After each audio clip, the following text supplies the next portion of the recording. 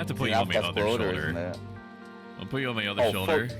I have not fired the abductor virgins, and I don't think I ever will. They're not fun for sure. Okay, so I hate the regular enemies. Some things that I have to get across. I am not an expert at Elden Ring. I 100% of the game. Okay, mostly legitimately. What do I mean by that? Is that I am not willing to play through like a 50, 60-hour game, no matter how much I love it, like 6 times in order to get all the endings. I love it, but I already spent like 140 hours the first time around. That was a year ago, so some of these I might just not remember at all. So you're gonna have to bear with me. I might have to like do some Google food to remember what it is that I'm looking at, but just based off of my very first impression, I remember all this shit. Okay? Yeah, but don't forget, like, if you can remember a boss from that long ago, you probably would put them quite high on the tier list. Yeah, for sure. Number 1 is difficult for me. Abductor virgins. I just do not remember. I'm gonna turn the volume down a little bit on my Spotify. I don't remember where you fight these guys. I do know that they're basically like higher health versions of. No, I do remember. I do remember this fight sucked. Actually, I think they're in the lava area. I think they're in the lava area at the top left of the map. Okay. They're in some annoying route that you have to go through in all the lava in order to get to them.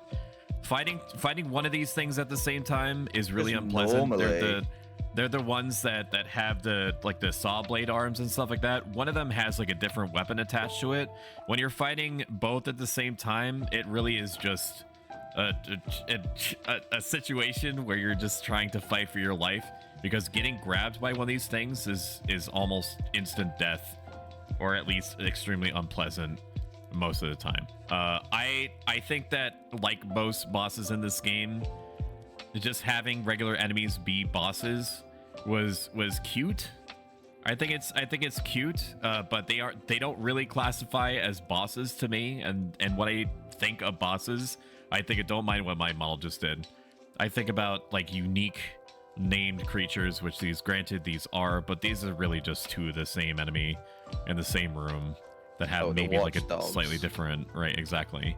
So I'm gonna put this at D, and I like their design a lot, but it's just 2 reasonably hard enemies. What's the song for them? Actually, don't know. I don't remember it. The fight wasn't pleasant, but it was also over pretty fast. I've never fought. I don't think I ever will, to be quite honest with you. Adon, Thief of Fire, his lore was that he stole some of the fire from the mountaintop that the fire giants were guarding. And that's basically his whole premise. He's just a basic bitch humanoid enemy that has some spells that he's lucky to get off because he has like normal casting speed. It's not a really entertaining fight. It's just a dude. It's just a dude that has fire spells, and that's really it. For all the lore that he gets, it doesn't. He's just bad. Someone put an F. Electo. I fought him. What's that? He's in an Everjail. I remember that much. He's in the Everjail at the bottom left of Liurnia. The lakes, I think, on top of the mountain. Yeah. Electo, Black Knife Ringleader, is just a very strong version of like the knife assassins. There's another knife person, another Black Knife assassin that's in here that has their own moveset, I think, that also has like lingering damage, like after they land like a special or something. But I don't think it's this guy. He also has the lingering damage. Yeah, he has lingering damage. Yeah. I'm gonna put him at He's C. the one that you get. He's the one that gives you the ash for the guy. Oh, okay.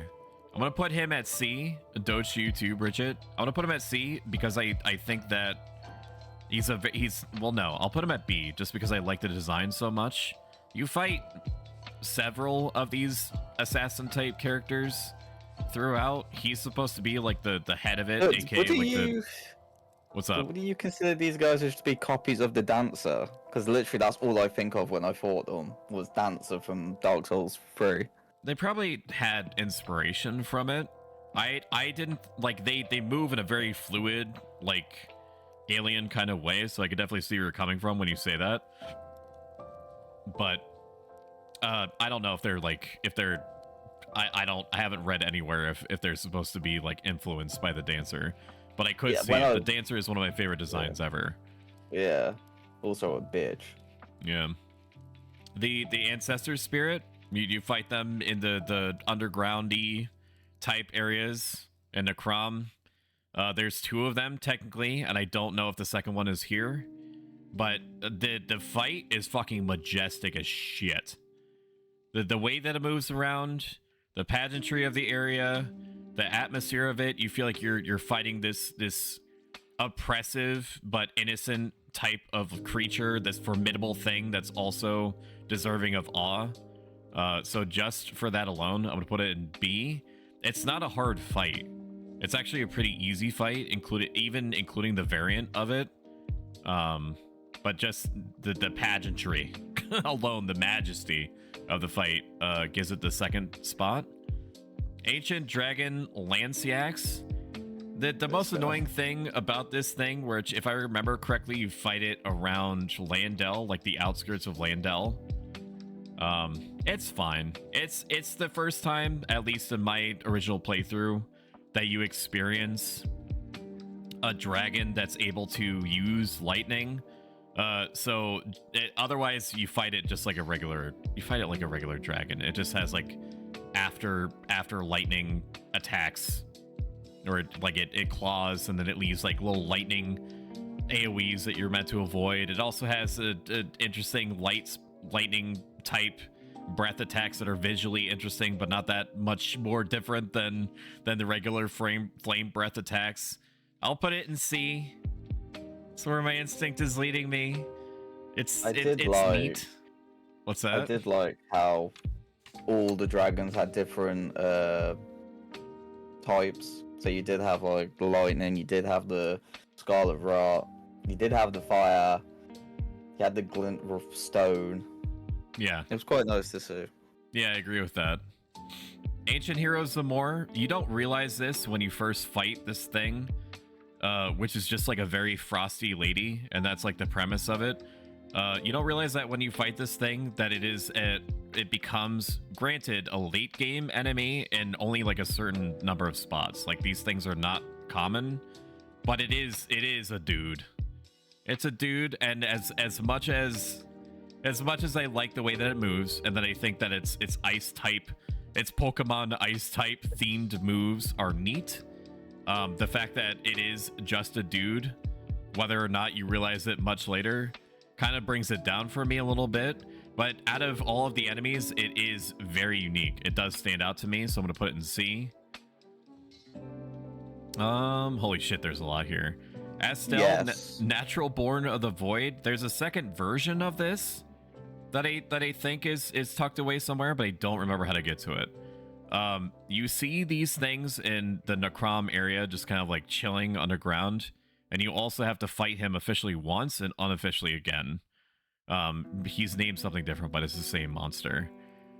This one for sure is weird to me. It's literally the most alien out of all the designs in my personal opinion. Nothing about the way that it moves, nothing about the way that it looks, nothing about the way that the fight feels okay. It doesn't feel natural to fight this thing at all. And I think that it's the variant that I'm thinking of that does this secondary attack where it multiplies itself by 3 times and attacks you from 3 different directions at the same time. Yes. And a move that's extremely difficult to deal with.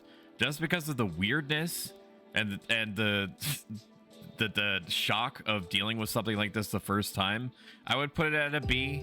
If I could, I would put it at like a C+. Like it's an alien thing. It's cool. I don't really know why it's there. I don't know if there's much lore explaining why it's there or why it be looking the way that it is. Battle Mage Hughes, D tier. It's a dude. It's a mage that casts hammer and stuff like that. He might have more HP. I don't know. Pretty easy to deal with. I don't remember like having to really struggle all that much to kill what is essentially just a dude. Beastman of Fair Missoula. Given how unique he feels to you and that he's one of your earliest experiences in Elden Ring, period, for that alone and for no other reason, I would put it at D. You fight Beastman later on just as like a rote thing. Like you deal with beastmen all the time in crumbling Farum Azula. And at that point you're like you think back and you're like, oh, it was really neat to fight this thing for the first time. And then you're like, oh, well, there's like thousands of these guys. It is interesting though, because when you think for the first time about the beastmen of Farum Azula, you think, wow, this is a really tough fight. And it shows the juxtaposition between you struggling at an early level and how, comparatively speaking, how easy things are later on. So later on, these become just a regular guy to you, but given your power level early on, you struggle with him. So I think that is worth consideration, is also why I didn't put him in F. The Bell-bearing Hunter, remember Franny fighting this thing over and over and over again? He has a chance to oh, fuck that asshole. Yeah, the guy with the Sith greatsword. No, it wasn't him, it was his mate. His mate? Yeah, the Battle Hunter is the first one you fight, isn't it? The one from the War Shack, isn't it? Or is there a different one? Or is it just a... I'm pretty sure it's the same guy. I think that it's just like an invasion version of the Bell-bearing Hunter that's in okay. I forget what it's called. It's the Are fortress they all area that has bunched together, these characters? Which ones? The Bell-bearing Hunter? The bosses, just the bosses in general. Like, is there like the watchdogs? Are they all bunched together? Oh, you mean in this tier list? It's possible that they are. Yeah. I'm seeing Black Knife Assassin down here, so it could, maybe if there's like a big distinction, which I don't know how much of it there is between the ringleader and the Black Knife Assassin. Bell-bearing Hunter, in terms of like how unsettling he is, the fact that he has like seemingly what seems to be, but not literally is, like a random appearance. Like it puts shock in you. Like you go back to the War Shack to buy stuff from the dude, and it happens to turn over into nighttime. You're like, where's the guy? And then after like 5 seconds, you get this totally unique humanoid character that's like RP slow walking at you with like a Sith laser sword. It's fucking scary. So even though he's a humanoid, which doesn't automatically mean that they're gonna get knocked down into the list, given how unique his presence is and how formidable it is and how unique his moveset is, I would put him at A. Actually, A, yeah, not B. I was thinking about B plus or something. A plus. Give him that B. Black Blade Kindred is something that you fight 2 of at one point in the story. They're also randomly scattered around. Like there's one in Landell, and there's also one that is at he's outside. What's his face? The Beastkin person, the Temple of the Beastkin. I forget what it's called. The guy that eats the Deathblight flowers.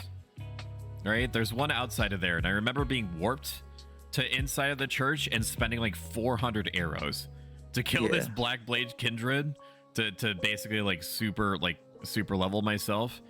These things are cute. They're formidable when you deal with them. They do have a lot of health, and it makes them annoying to deal with. And because of how annoying they are, generally, no matter how unique they are, I'll put them at C. It feels like a C to me. Black Knife Assassin, just put him in B, I guess. I guess put him in B. Like the if we're doing like sub ranking, it would be like to the left is the higher priority. So it would be like Electo, Black Knife Ringleader, Ancestor Spirit. It's just a guy, except it actually, no, they're still unique enough that I will keep them at B. Bloodhound Knights are spotted everywhere. They're drip fed everywhere. They're one of the first like Everjail type enemies that you fight. Yeah, these Now these remind me the most of the Dancer, just the way that they move. Or am I thinking of the Boreal Knight? I'm probably thinking of the Boreal Knight, to be honest with you. The first boss that you fight. They move in a very animalistic way. I think their moveset is really unique. In terms of like the shock factor, they're okay. I'll put them at C. They're fine. they're a fine enemy. It's okay, cool. I guess. It's cool that they have a curved greatsword and a claw on top of that. The Bowls, Carrion Knight, also another Everjail creature. The idea of a troll using magic attacks is neat, but it's just a troll. It's not any more difficult than like a normal troll would be. I'm gonna put him at D. Like, it's cool he's wearing a helmet and the implied lore, but Borealis, the freezing fog, it's at the top right on like a frozen lake. I think I remember you hitting your head against this pretty hard. Franny, like part of the no, we beat him.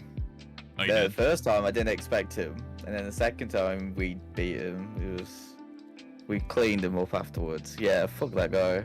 I think the most difficult part was like him being like constantly obscured by like the fog and the mist and stuff like that. That made him annoying to deal with, which is cute. It's a cute dragon thing. I want to put him in C. He's out of nowhere as well. You don't expect it. Yeah. Cemetery Shade, you don't fight many of these things at all. Like maybe once or twice if I remember correctly. They're unsettling. They're not hard though. They're unsettling. No. They have this weird like head attack that they don't really use all that often, where they open up some part of their head and they spit. That fucks you up on a psychological level. So not hard, but just weird. They're just weird. So I'll put them in C. Clean Rot Knight Duo. Fighting two of these things at the same time is just a more annoying version of fighting it alone. And these things have interesting lore attached to them, and that they're basically like part of Melania's whole sub-army type thing when the demigods were all fighting. They're cool. They're cool knight things, but outside of like the fact that they use double spears, some, not all the time, they're fine. I'll put them in D, and I'll also put the Clean Rot right next to it, Knight next to it. Commander, I think this. Oh wait, Commander Niall versus Commander O'Neill. So Commander Niall is the one where you have to get the secret medallion. Yes. Yeah. He's the guy that has the like attack foot. He's got like the dagger attachment to his foot. Yes, he's like got a bladed peg leg.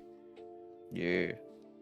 When you fight him, cool mechanics. You haven't really seen anything like Commander Niall if you haven't fought Commander O'Neill or vice versa. The fact that you're fighting something that can summon is cute and all that. He doesn't have very oppressive attacks. It's really more of like an endurance match more than anything from what I remember. So I'll put him in C just because he's neat. He's neat. Same thing, Commander O'Neill, me, Commander Niall. Crucible Knight or Dovis and regular Crucible Knight. I forget where you fight these. I do think that it's somewhere in Nokron, but don't quote me on that. But fighting two at the same time is not that much different than fighting one at the same time. You just have to split your brain off into two different directions at once, which is cute. It's cute. I think that they're interesting from a lore perspective, and that it is implied by their gear and their background that they were supporters of what's called the Crucible. And I'm gonna butcher this, so if you have any lore nerds in chat, I'm ready to be torn apart. Absolutely do me. But there was something called the Crucible, which was something that was worshipped, like an animalistic entity god thing, that before the Tree became a thing. Okay, we're gonna put it in D. I find these things annoying to fight. I find them annoying to fight. I don't enjoy fighting them. I think their design is very cool, but not for me. And it does not help it that I'm annoyed by the fact that there's like 16 Crucible Knights in the game. In total, yeah. There are too many Crucible Knights. You fight these things too much. The fact that, in my personal opinion, the fact that these become semi-common to uncommon enemies annoys me. What is this? This is an Elden Ring tier list. Oh, I need to change it probably. Yeah. Which, okay, let's do Elden Ring boss tier list. Okay. There we are. Bye, HelloFresh. Do it or else. Crucible Knight Celeria, you meet this in like the underground area where you're looking at like the roots of the Erd Tree. Same thing. Just put them in D. I'm gonna put her slightly higher, if only because I like her name. That's it. That's She's the got only a cool name. Yeah, exactly. She has a cool name. Cooler than the Carlin Knight, so we'll move him over. The Beastman of the Farum Azula is least cool. Hughes gets actually like the fully last spot in the D tier because it's just a guy. It's just a mage. It's just a dude. I'm just It's just a dude. The Crucible Knight? What is a Crucible Knight? Is that just the guy again? Crucible What Knight. is a Crucible Knight? Elden Ring. Is that a stoic question? It's literally the same dudes. It's Yeah. the same guy. Okay, and so you're just gonna wait. Can I not? Okay, there we go. It wasn't working for me. It's one of the first fights against anything in Elden Ring are magical. Whether they become common enemies or not later on, that's its own discussion for sure. I think that when you first fight these things, it is intimidating. Franny is still on. He likes hanging out with me. He's my hot dog. I'm just a hot dog. Just a hot dog. Hot dogs don't sleep. They stay up all the time, being delicious. I gotta show off this tan. Yeah, it's like what, 4 a.m. for you right now, something like that. 3:44, baby. 3:44. It's still early. Isn't it like grumbling midnight over there? True. Yeah. The Crystallians are very interesting. I wish I knew more about them. Maybe in my like 1,000 pages combined between the strategy guide 1 and 2 for Elden Ring, it'll tell me stuff about them. They're just crystal guys. They're crystal guys living their best life, I think. I don't know. They don't really emote. They move in a really unsettling way, and they have very unique, unpleasant looking attacks. They move in a similar way to like the watchdogs do, in that you're very aware at a primal level that what you're looking at is not moving like an organic thing would. So just because of that, I'm gonna put them in, because of their uniqueness, I'm gonna put them in C. Same thing with the spear and ring blade, spear and staff, ring blade all go in the same place. The Deathrite Bird is basically like an upgrade for the regular Death Bird, with the big distinction from what I remember being like the ghost, like the death magic that it casts. Like sometimes it'll do something different than a regular Death Bird will, where it'll go up into the air and basically shoot like 1,000 skull missiles down to the ground, which is cool. It's neat. It's a neat thing that it can do. It made it substantially more annoying to fight. But again, so is everything in its own way in this game. I'm gonna put it, just because of I'm gonna say this a lot because there's only so many words in the English language. Its uniqueness, I'm gonna put it in B, because when you fight these things for the first time, it's unsettling.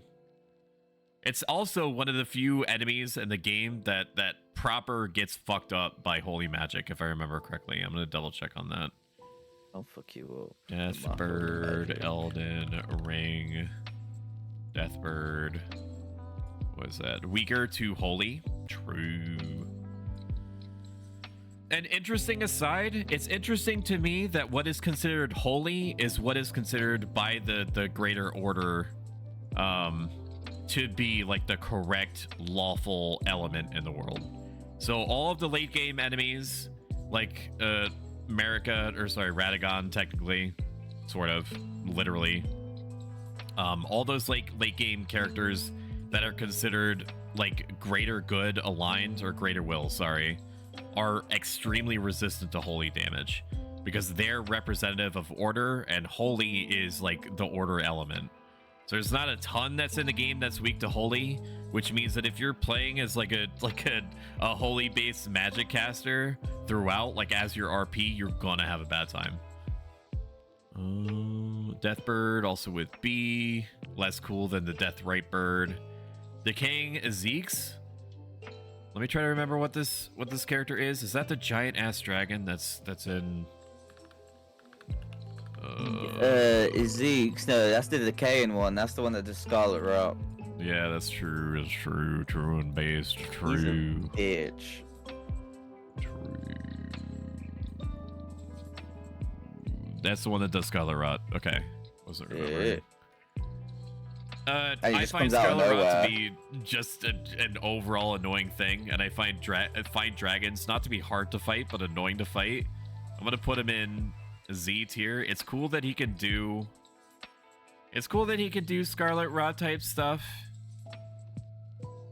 but I also prefer fighting like snow type things anyway. So I'm gonna put him near where the snow dragon is.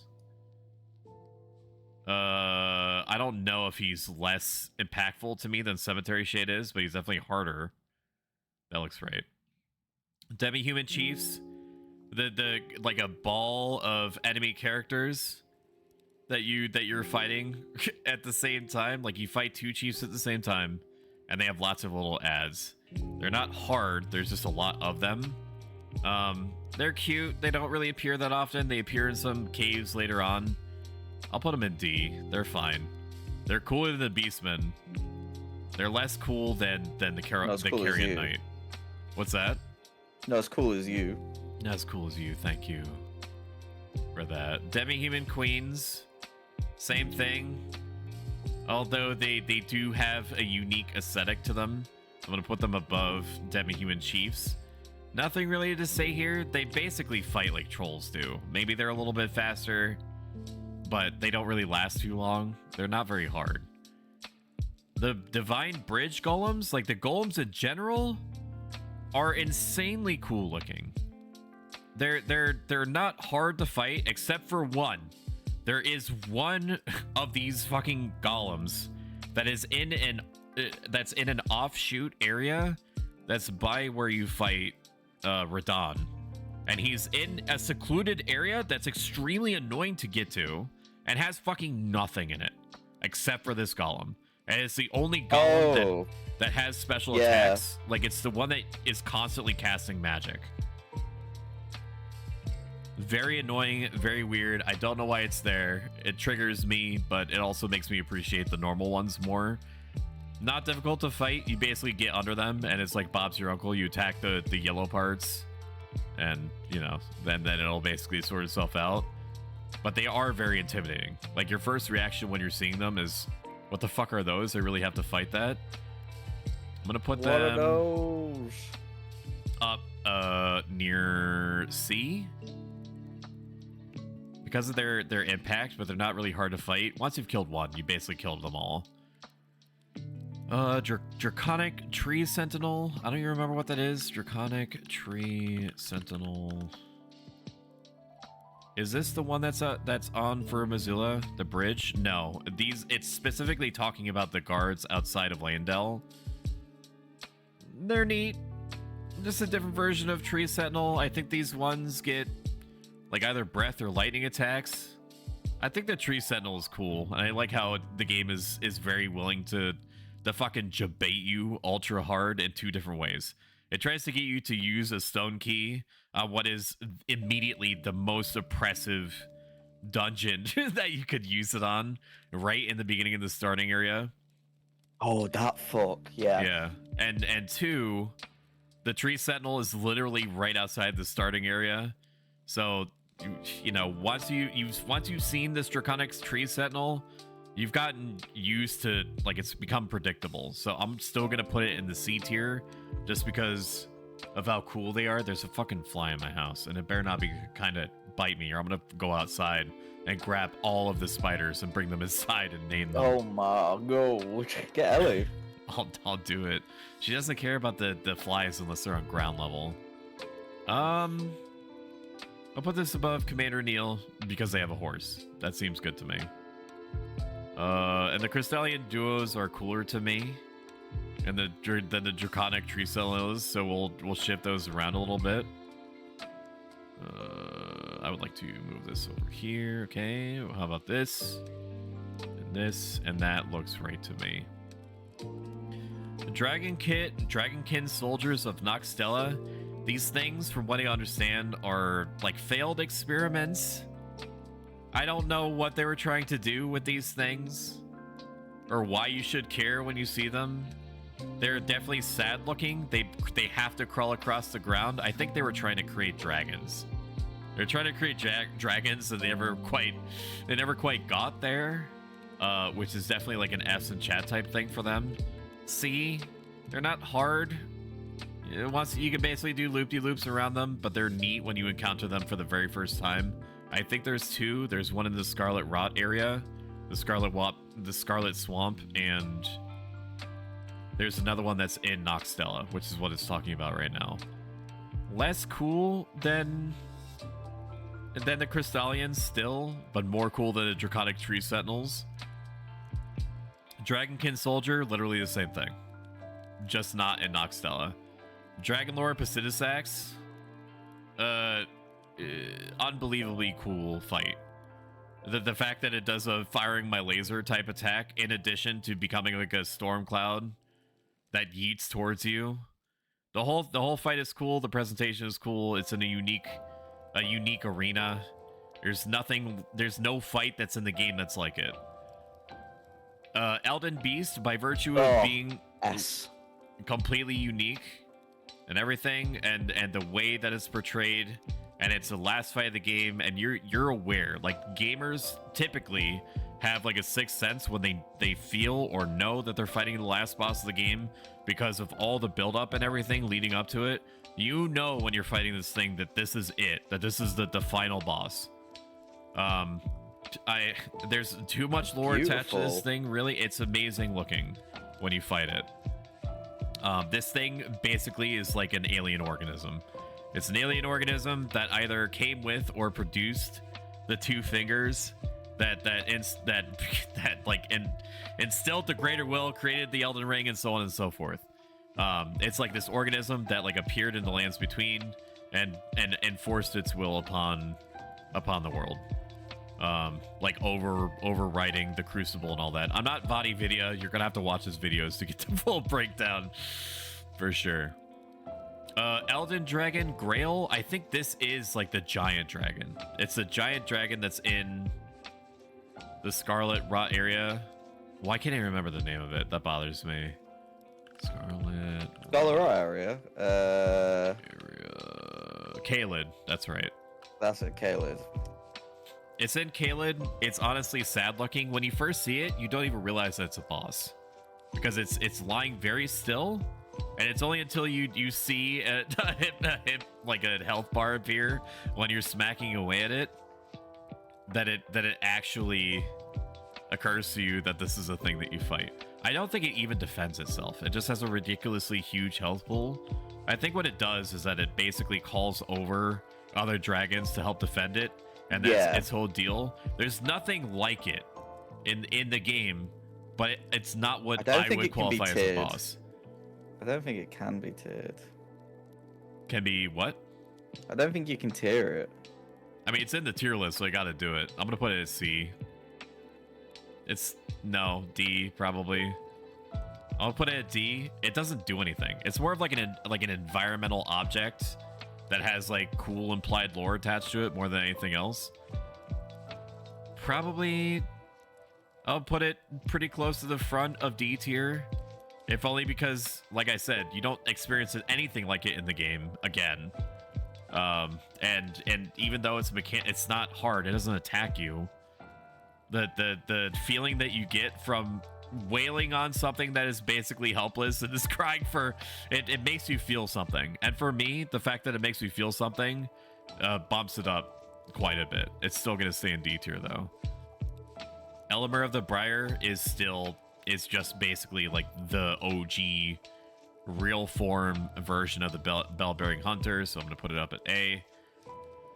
Erdtree avatars, you fight these things all over the place. They're the ones that are protecting the minor Erdtrees. The only variant, which is probably somewhere in here, is like the Scarlet Rot variant, that when it does its slam down attacks, it sprays scarlet juice everywhere.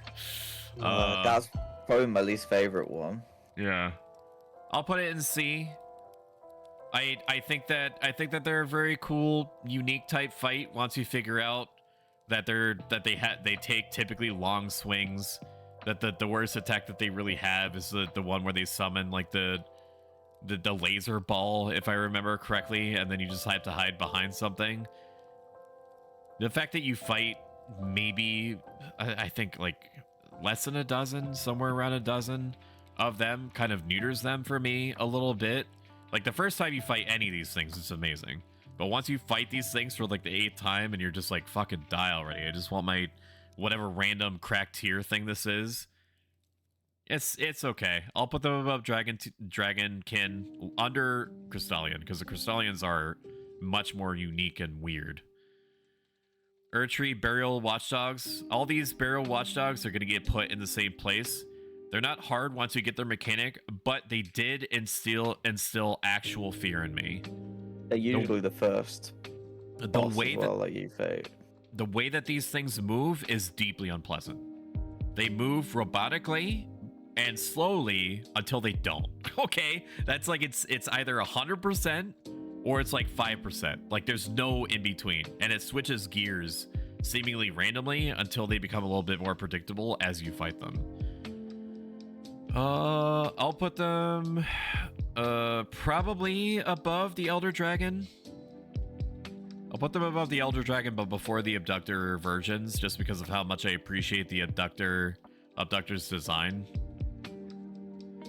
They're deeply unsettling in general. Even after you're used to fighting them, it never feels natural to fight one of these things. And basically, you want it to be over as soon as possible, even if it's not hard. That's what she said. Heyo. Esgar, Priest of Blood, have you fought this guy yet? Who? Yeah, I kicked his Arius hole. Yeah, gives you the candlestick weapon. He's ahead of like the secret chapel area that you use to get to Mogwin's palace. Yes, he is the one that's in front of the egg. It's a guy with a really overly large hat. Who is the brother of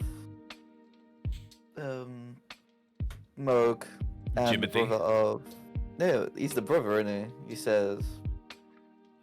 You might say that he's like a priest or something. I think, well, Moog and Morgoth are twins, I think. Yes. Asgar subscribes to like whatever the faction is. That what's his face Varric is also a part of. Yeah. It's just a guy. It's just a dude. It's a dude that casts black magic or blood magic, and he has a funny hat. that's his premise. He's got a funny hat. He has a funny hat. In fact, I'm gonna swap these around a little bit. I'm gonna put these up in the very last of D tier, just because they have unique lore associated with them. I'm gonna put the Beastman at F and Battle Mage at F. And it's just because this is literally a common enemy, and this is just a mage that you fight a whole bunch later on. Like, there's nothing special about them. They're just given a name. Falling Star Beast. I fucking hate these things. There's not... Falling Star Beast. They're just generic. I don't really like them, to be fair. I think their design is really cool. I hate their moves. There's not... Like, I can't think of too many enemies that stand out to me that I really hit my head against over and over, being unable to really deal with them. Fighting this Falling Star Beast in that enclosed arena area where I think you first fight them was unbelievably annoying. That fight took me so long. Charge? They have a charging attack, but they also do like a massive AoE gravity thing. Okay. And if you're not watching for that literally all the time, it catches you and it punches you unbelievably hard. Okay. I'll probably put it at the very forefront of D tier, if not C tier. We'll put them at C tier. You fight these a few times, but the very first time that you fight it in like an enclosed arena is by far the most nauseating.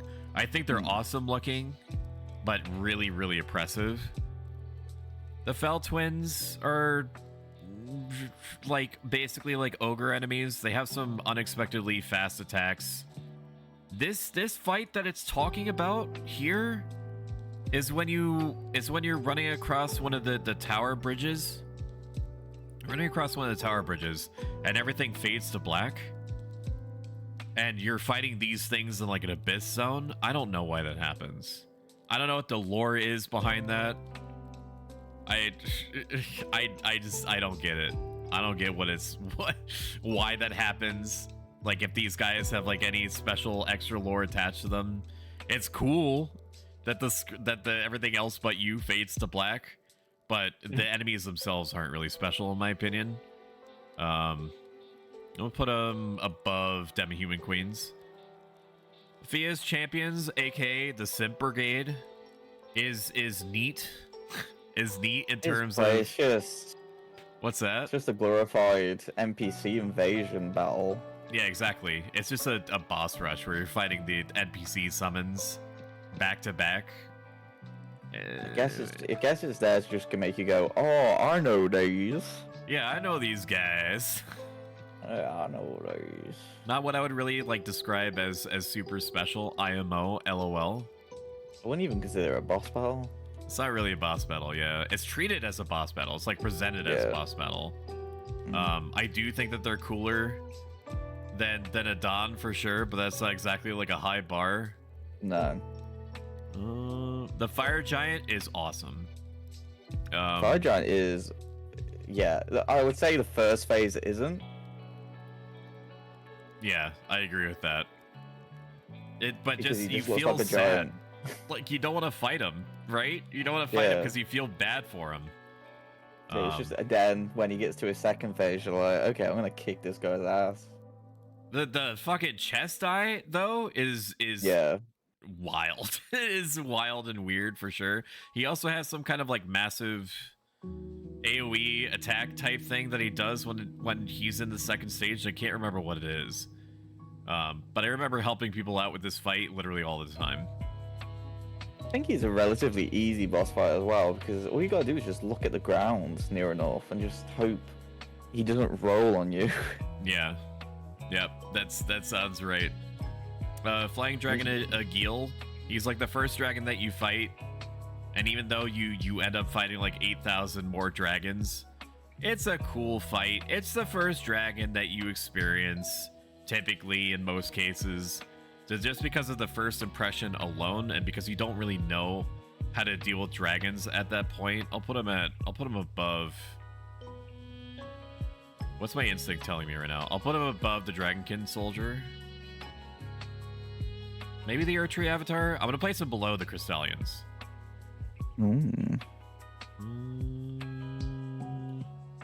Yeah, that seems right to me.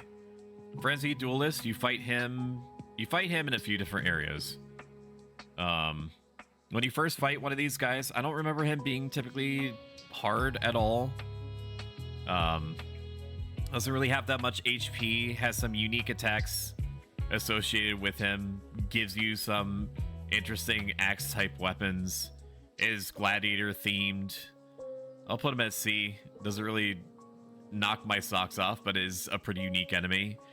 Full grown Falling Star Beast, same feeling, same audio visual mouthfeel as a regular Falling Star Beast.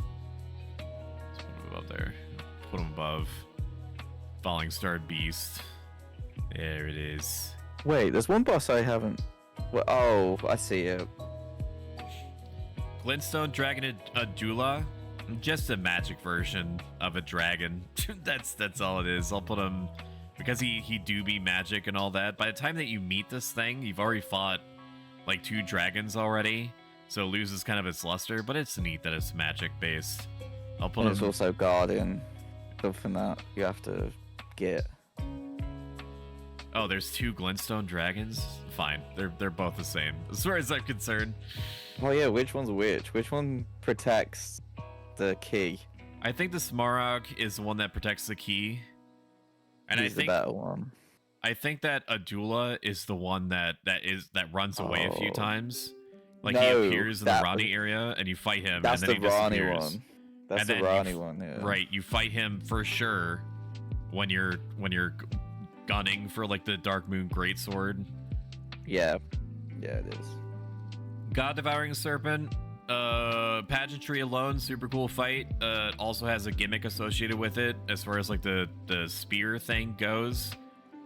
There is an attack that if you let it progress far enough, turns the entire arena into like a fiery hellscape with like flaming skulls and stuff like that. Very cool fight. Very gross fight. I would put it probably A tier. I don't know. I don't like gimmick boss fights. It reminds me of the gimmick boss fight from Demon Souls and Dark Souls 3, where you gotta get the 2 swords. It's not pleasant. Okay, it doesn't feel good to have like a gimmick fight.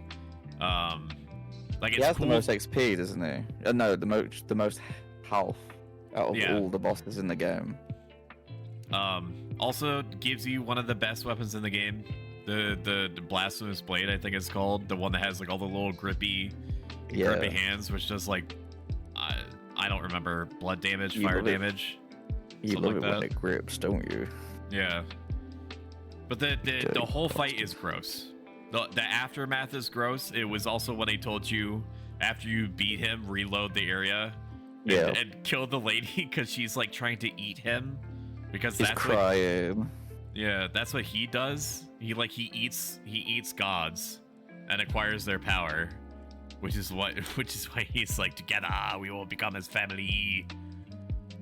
God of War the Grafted. This is the Everjail version of Godfrey.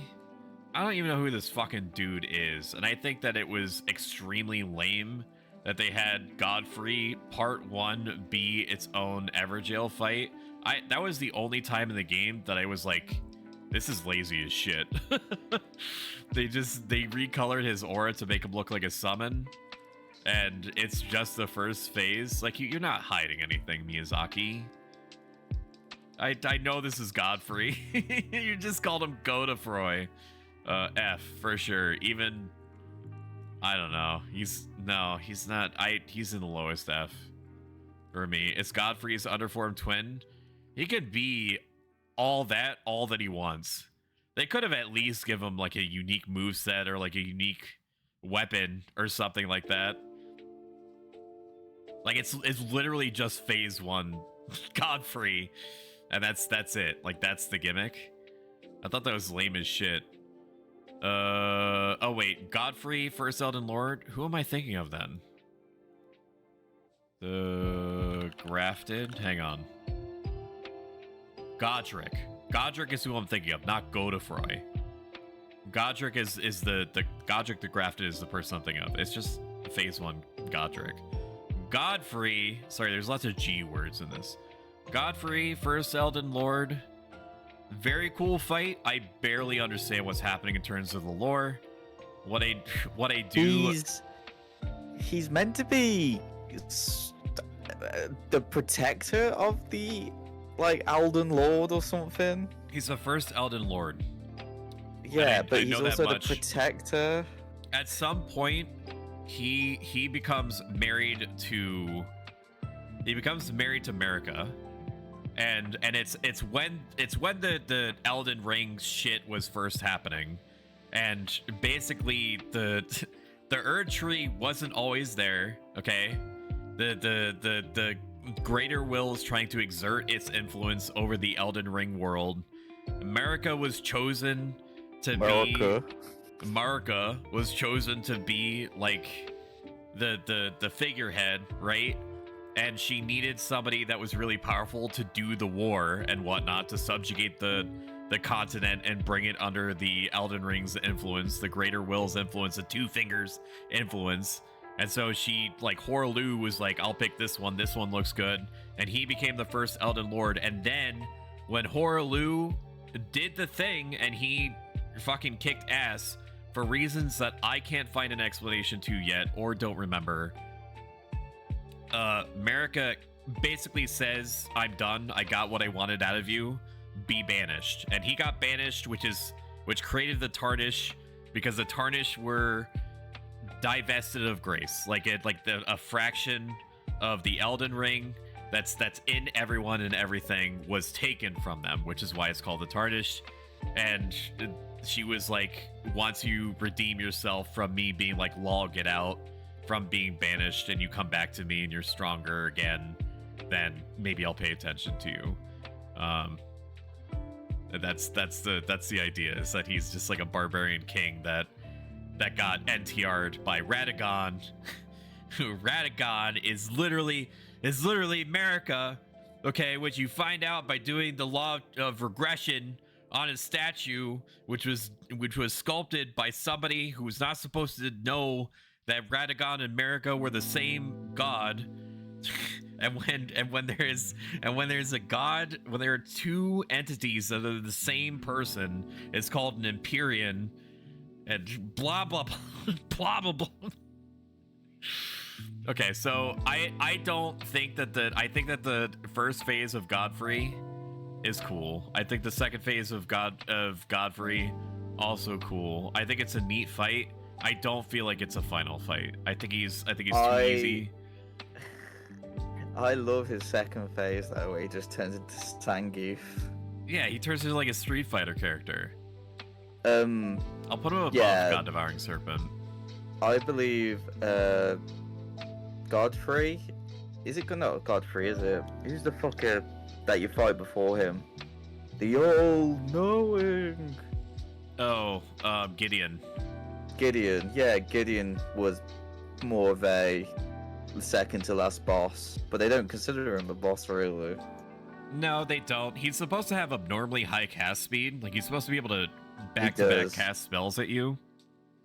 But if you get in his shit, he's still like classified as like just a regular humanoid character. So you could just punish the crap out of him, and he can't really fight back. I remember butchering him like a pig, dude. Godfrey, first Elden lore, Golden Shade, when you first like pop into the palace in Landel, it's neat, but also it's just like, okay, this is happening. He's still really impressive from like I've never seen this character before type perspective, but it's a cute thing, and that's it. I'm still gonna put it in B tier because it's one of the first of his kind that you ever fight before obviously you fight like Godfrey.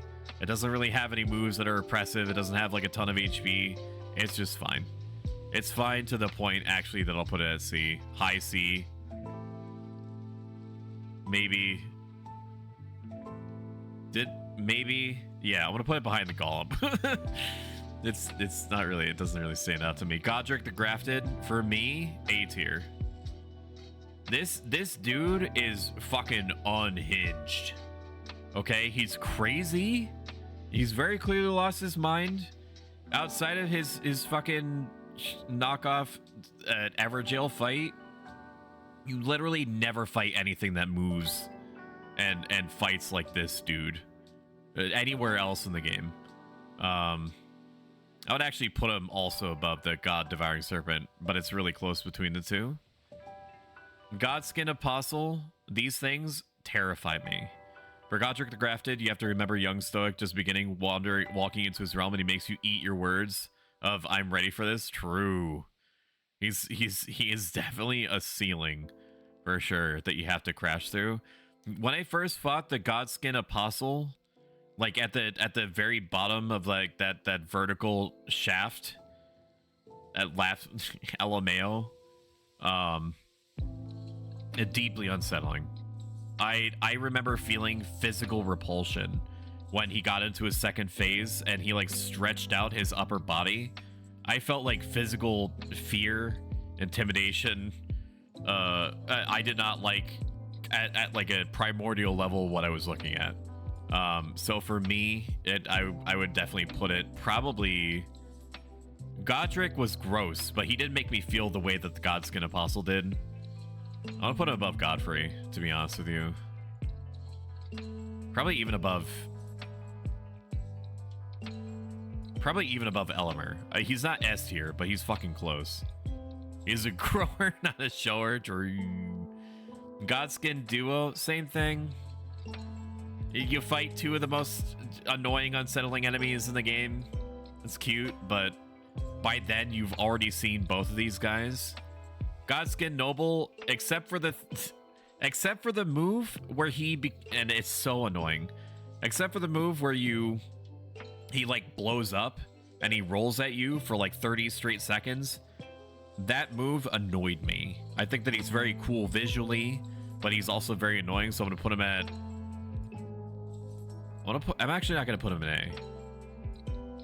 I'm gonna put him at the we talking about? very bottom of B. Godskin Noble. Nibble back armor. Like he's gross looking, and he does Wait, where did you put the Apostle? The Apostle is at top A. Apostle's a bitch, especially because you're in a confined area. Were you also deeply unsettled when it did the body stretching thing, and you were like, "What the fuck is happening? Like, what is it doing?" Slippery snake. Yes. When he like fucking no clips his upper body, but like it's still attached. Out of nowhere, yeah. No other fucking Godskin did that until he did that. It scared the shit out of me. Yeah, you're like, that's fucking not natural. What the fuck? Holy shit. Grafted Scion? Oh, that's like the spider enemies. Like the spider enemies that have like a million different arms. I want to put them at the top. I think these things they make you feel bad for them. They make you horrified when you see them.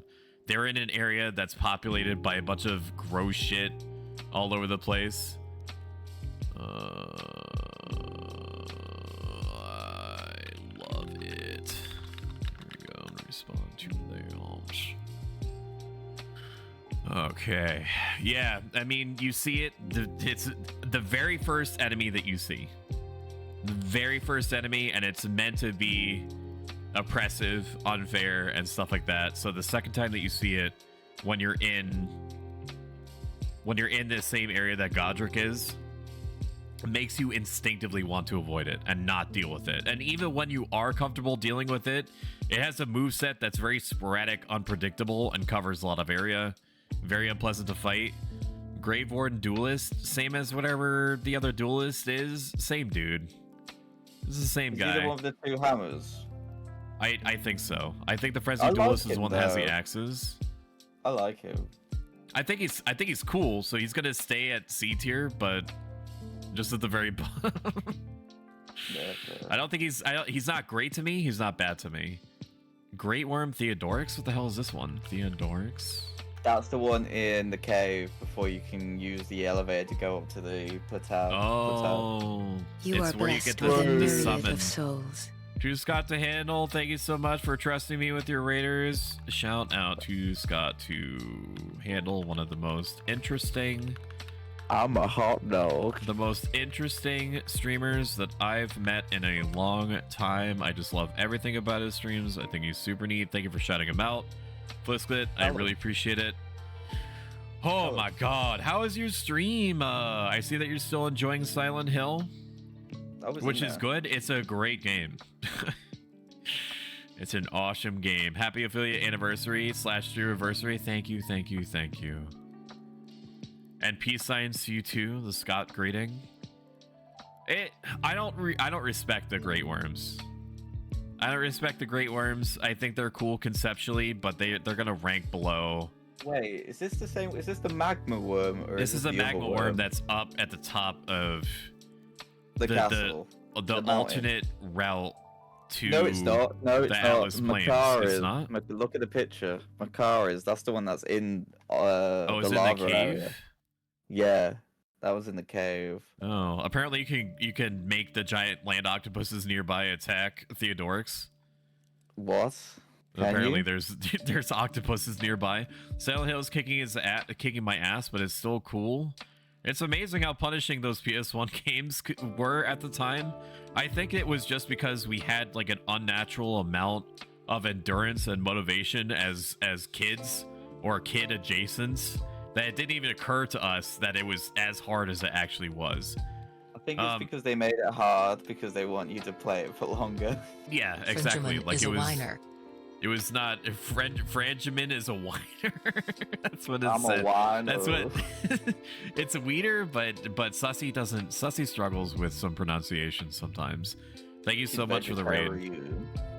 So I don't like the great worms. I don't respect them. I think they're okay. I didn't really feel any kind of way. I just felt like it was just a big worm, like just a big like stompy thing that spews lava. It's fine. I'm gonna put it under the at the bottom of C tier. Actually, no. I'm gonna put it underneath the abductor versions. Wait, no. I moved the glintstone dragonadula. I'm gonna put it underneath. I'm gonna put it underneath the Erdtree. I was more impressed with the Grail. And this, we're just gonna keep moving it right. I liked it more than the Crucible Knights. I'll say that. Guardian Golem literally goes with the other golems. It's fine. it's cool. It's a super cool, unique enemy that feels like it was a part of like the natural environment a million years before you appear. What's that? Who's the Guardian Golem? Which one's that? Stoic is a Golem? sweet guy even though he acts all too cool for school sometimes. Wish him all the best success in his streams and his shoulder wiener. Too cool for school? I'll take that. Wish him all the best success in streams. Thank you, hero. I appreciate it. Lurk, gotta go walk Bruce. Say hi to Bruce for me, please. Jukebox mentioned me. Did you ask? I want dad approval. Dad, say you're also proud of me. I'm a shoulder whiner. I'm a shoulder whiner. He's the only one you run into when you're transported to that little section of the city. What one were you asking me to look at? The Guardian Golem? Yeah, I can't remember him. Guardian Golem. You got a shoulder whiner. Guardian Golem. It's a boss. This is an optional boss that players are not required to defeat. I don't know. Have a good It looks sleep, High hero. Road Cave. Oh, it's the one that's all the way at the bottom of one of the cave the areas. One that's That's at right. the top of the fucking elevator where you get teleported randomly. No, it's a different one. I'm remembering, but it's hard for me to explain. It's in some cave that has like a lot of interesting platforming with like columns of water and stuff like that. That's all I remember. He was laying on the ground, then stands up and stomps you. Goodbye, hero. Thank you. I love you to Oh, I Francis. remember. Yeah, I know this guy. He's easy to kill. Kindred of Rot. Gross enemy, gross insect enemy that has like 1,000 hands for little legs. Love you too, Jukebox, you sexy son of a bitch. They're cool. I instinctively don't like them, but that's just because they're like insects with hands. I'm gonna put Really? them. Who's the Kindred of Rot? Yeah, the Kindred of Rot were like the insect creatures that carried like the glaives, and shot like the back like spider silk lasers at you. Oh, yeah, fuck though. They're prawns. They're not spiders. Oh, did I say spiders? Oh, well, yeah, prawns. Sorry. Little shrimps. Shrimp on a barbie. Leonine Misbegotten. I'll rank him above the Fell Twins, only because you At fight. least he be forgotten. When you beat him, he's like his own little section area. He's in a cool arena, and while you do fight more of him, yeah, he's in that area that's surrounded by water and has like gravestones all over. Yeah. At the bottom right of the map, or bottom left of the map, I can't remember now. Lich Dragon Fortisax. Oh, Do you remember what this one is? That's the one you fight in whatchamacallit? This floaty town. The floaty town. The Is that him? deep root depths. This Depths. fucking fly is high as shit. Oh no, that's the one that protects Fear, that takes control of Fear. Yeah. I don't know how that boss fight was because I killed it like in 10 seconds. It wasn't a good fight. I think that it's the area where you fight it is naturally cool, but I also remember thinking, oh, it's just another Dragon. It's just another dragon. His lore is interesting enough that I'm gonna put him above Ancient Drag. Lancix. Ancient Drag. I'm a hot dog. I'm a hot dog. I'm the Lion biggest Guardian. boss of them all. You don't fight many lion guardians. I think this is. I don't know if this is ever just like a self-contained boss fight. Though. It is a boss. It is It is just a boss. It might be the one that's. Let me find it. These things have a unique moveset, and they're also very dodgy, and so on that front, Oh, I wait. respect them. No, it's not considered as a boss.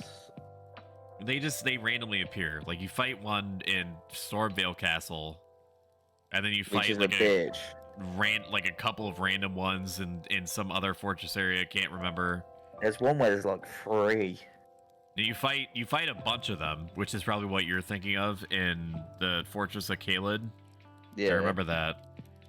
Loretta, Knight of the Halig Tree, is He's a good. cool fight. I do like her being all magic Him. and all that. What's up? Loretta is a him. What? Loretta is a him, if I remember correctly. Knight of the Halig Tree. Oh no, it's her. Wait, no, which one? Which one are we She talking is rumored about? to be an Albinoric herself. God damn it, it's the other one. Blue Which is a hit. glintstone Wait, of the war what? sickle she was given for being the personal guard of the Carrion family has been replaced with the I've been unallied lied gold, to. often attributed to the young god Mikola. I've been lied to. Loretta, she's neat. She's not hard. She has a unique great bow magic spell attack. That's very cool. Not unique. It is unique. No, it's literally there's- unique. A few other bosses do it, and a fucking one Not of the Loretta's fake- great bow. Hers shoots 4 at the same time. Oh, okay. If you're gonna be that pedantic, okay, Yes. yeah. Yes. Like I know what you're talking about. You're talking about the guy that's constantly running away from you in the upside down tower. He I know what you're shouts, talking "Berries and about." Cream, berries and cream. But she does have like a unique version of it. Like it's literally unique. Like it's its own spell. Is Yeah. it better? No. But they're that much better that I mean if the enemy is standing still, but then again, you know, that applies to a lot of different stuff. I think that she's a cool fight. She doesn't really knock my socks off, so she's gonna be somewhere in C. Probably under the Crystallians. Yeah, probably under the Crystallians.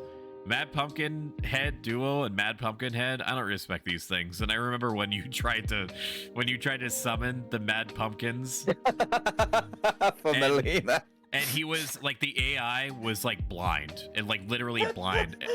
I had to lead her towards him. The Mad Pumpkins sometimes would just go off in a direction on your screen, and then it So would start funny. randomly slamming its helmet against the ground. Ew. It was And so even- funny though. Even when it did attack, it didn't do anything. Like, granted, you didn't have it upgraded, but still, like, its windup was too long, and its range was too short, so it was really Yes. struggle boating in a couple of areas. I'm gonna put them at F, but I'm gonna put them at F. I don't respect these things. I think that their design is unique and cute, but they're just They're just just regular not- enemies as they're just- bosses. right, exactly. Yeah, I want to put God of War last. I fucking hate that fight. How Who it the made fuck me is feel. Battle Mage Hugius? I think he's in an Ever jail. I'm pretty sure. Okay. It's just one of the mages, like the battle mages that uses like the Carrion Hammer and shit like that. They're the ones all over the Randon's Castle area. Your ghost thing has a better fight. Map pumpkin heads are not the smartest. I mean, they have vegetables for heads. True. This is Magma the one in worm. the mountain. This is the one that's in the mountain. Where did I put the Yeah. other one? I rated it low. I prefer this one. This one's a better area to fight it. Where is it? I don't The other one's remember. called something other worm, isn't it? It's not called Great, the Magma Great Worm. Worm Theodorix. Yeah. I guess because you fight this one first, I'll put it up exactly one. Melania, no shit, is S tier. This is like me. S plus. Melania is one of like the most satisfying fights that I've had in a long time, including in Fucking hate this Bloodborne. bitch. I fucking hate this bitch. You feel pressed literally all the time that you're fighting her, because if you're not fighting her, you're losing. And if you are fighting her, you better not be taking damage because you're still losing, like doubly losing. I did see someone there's an easy way to beat her. Such a cheesy way. It's using gravity magic, and like using one of the weapons that has an ult where you can just like do an attack and just gravity attack. Yeah. You just constant just stun lock. She can't do anything. Yeah, she is classified as a humanoid enemy even when she upgrades into the Goddess of Rot. So things that do heavy stagger damage will stagger the shit out of her. Something I did not realize is that she's weak to frostbite. And Yes. if you have a freezing pot and you hit her with a freezing pot, it instantly applies frostbite. And so that was one way that I didn't realize that you could knock her out of like the waterfowl like doom dance, right? Yeah. Is there a frost spell? There are a bunch of frost spells that's considered like its own category. There's only like 6 or 7 spells. Okay. The strongest one is like the Carrion Greatsword version of it, where it has and it has 2 parts. The first attack is a swing, and then it has like a wave of ice that comes out of it. There's other types of spells like a frost mist, which just creates like a shitty tiny cloud in front of you that just kind of floats there, and that's its thing. Oh, and the dragon frost breath. And frost dragon breath too, yeah. All the frost stuff is good. Frostbite, hands down, you could consider it to be better than bleed, because it does the same thing that bleed does, and in addition to that, it makes you take increased damage. I think. Doesn't it make a slower as well, or is that just me making that up? Slur?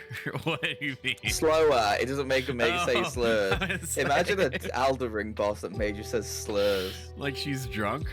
Yeah. I don't know if it makes you slower, but I do think that it makes you take increased damage. I'll go until you get to Mimic Tears. Malekith, the Black Blade. Fuck this guy. This guy's cool. I'll put him in S for different reasons. S? Extreme. Oh yeah. Extreme. Well, actually, no. Well, yes.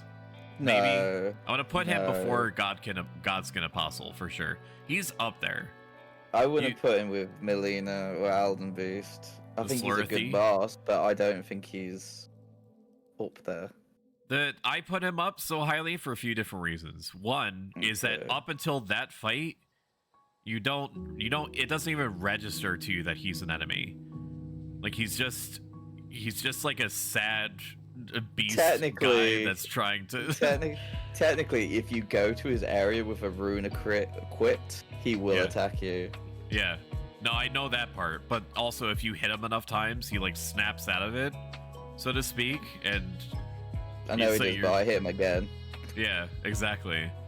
I think that his lore as being, this doesn't have to mean anything. The shadow of America granted to her to be like her bodyguard, and he's also like he also is responsible for watching over the rune of death. Is a very cool thing. I think that the fight is difficult in the first phase, but he becomes like wildly unpredictable in the second phase. Yeah, because yeah, that's the only problem I have. Like, difficulty with Souls fights is the more aggressive they are, the harder they are.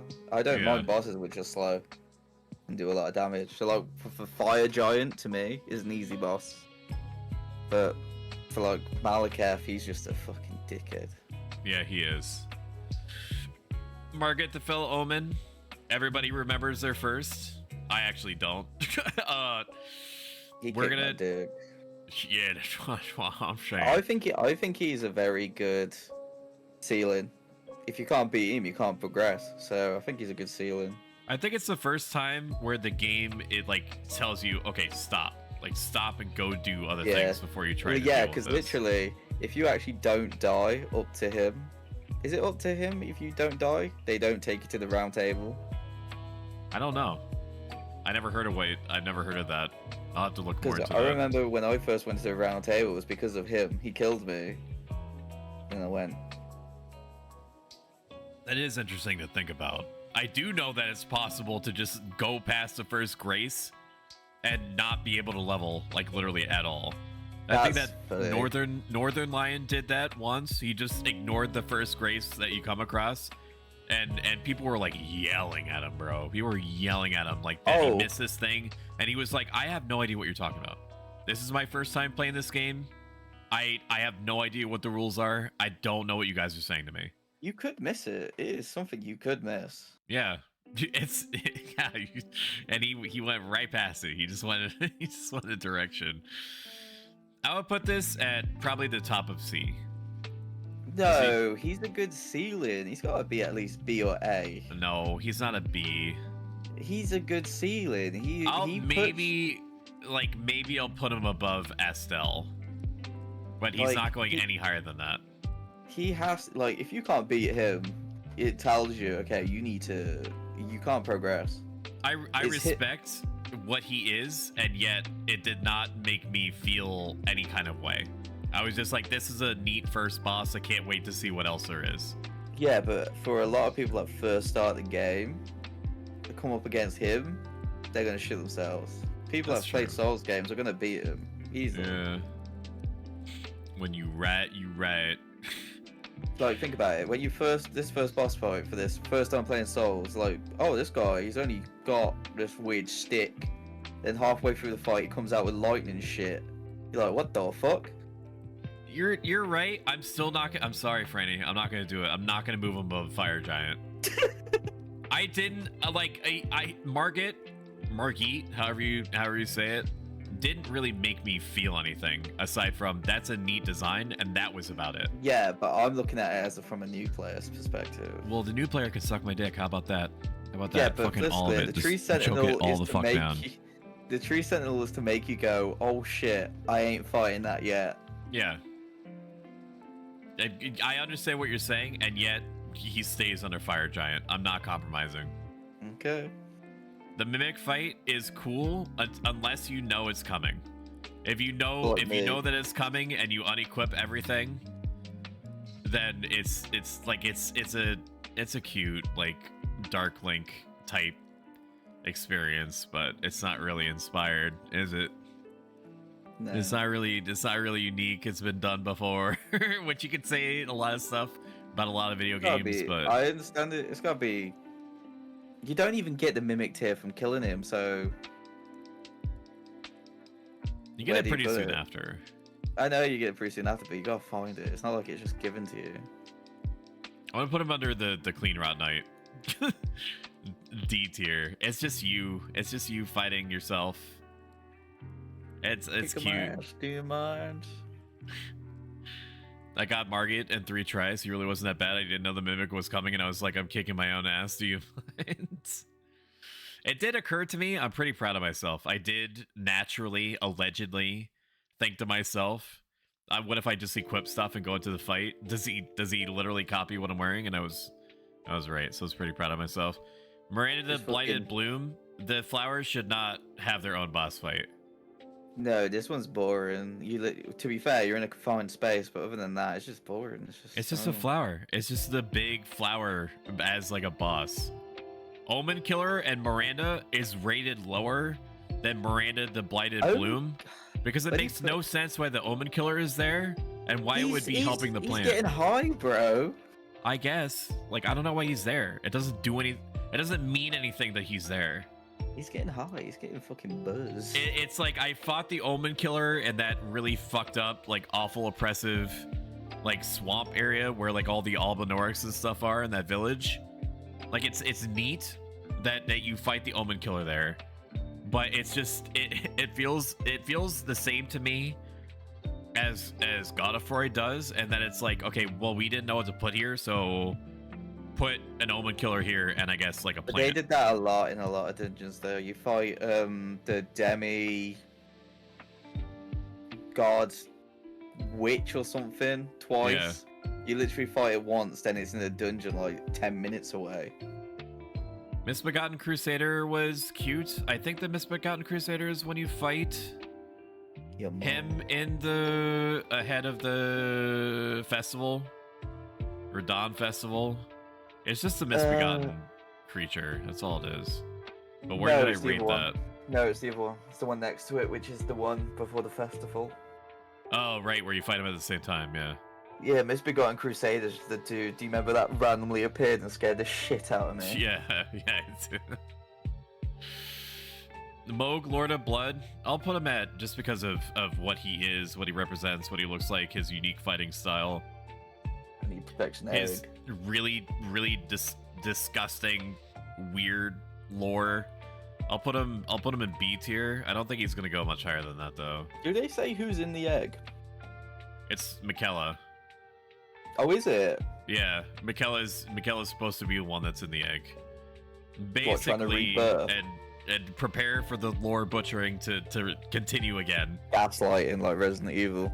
Exactly, gaslighting like Resident Evil. You better be ready for it. I'm ready to get torn apart. Okay, I see it coming like ahead of time. So Michaela was stolen away from Melania by Moog because Moog wanted basically to take Michaela down to Pound Town, and Michaela died at some point due to something that I don't remember, and Moog kept trying to revive Michaela, and also had implied like sexual relations with the body over and over again. With the egg? Yeah, with the body that was inside of the egg. What the fuck? Yeah. It's not pleasant. I'm a hot dog. I'm a hot dog. What's all this? What's that mean? I'm hot. What's an egg? It's just Moog again. Morgoth, the Omen King. This is phase 2. When you fight him like under the Elden tree. Tree. Dude, I've been streaming for... Wait, which one is this? 10 and a Wait, half. are you sure that's not the one you fight in the castle? No, Morgoth. Sorry, Morgott. Morgman. Margit the Fell Omen is the one that you first fight. That's what he's called. And then Morgoth the Omen King is when you fight him beneath the Elden Tree, except he like breaks his cane, and inside the cane is like an obsidian sword. And Oh, he yeah, has it's like... the same moveset, except at some point he gets mad, and then he fucking literally drowns the arena in like... Yes. Lightning. Like sludge. Lightning juice. Lightning juice, yeah, and it's super gross. Battery juice. He broke a battery and was like, I'm gonna fucking get you. Yeah. Same dude, different story. I'm still gonna keep him right where it is. I felt about him fighting him, but underneath the Erd Tree exactly the same way that I felt when fighting him for the first time, where it's just like, oh, but it's same but different, different but same. Necromancer The Garrus. moveset's different, I don't care. Yeah, Necromancer Garrus. I don't know who this dude is actually. Garrus. Look at him. Look at him. He's bold. Necromancer Garrus? Necromancer Garrus is found in Sage's Cave as one of 2 different bosses that can be fought within. Oh, so he's Okay, what does he drop? He drops family heads, which is a not great flail. The heads were made to resemble those of his wife and 2 children. Based.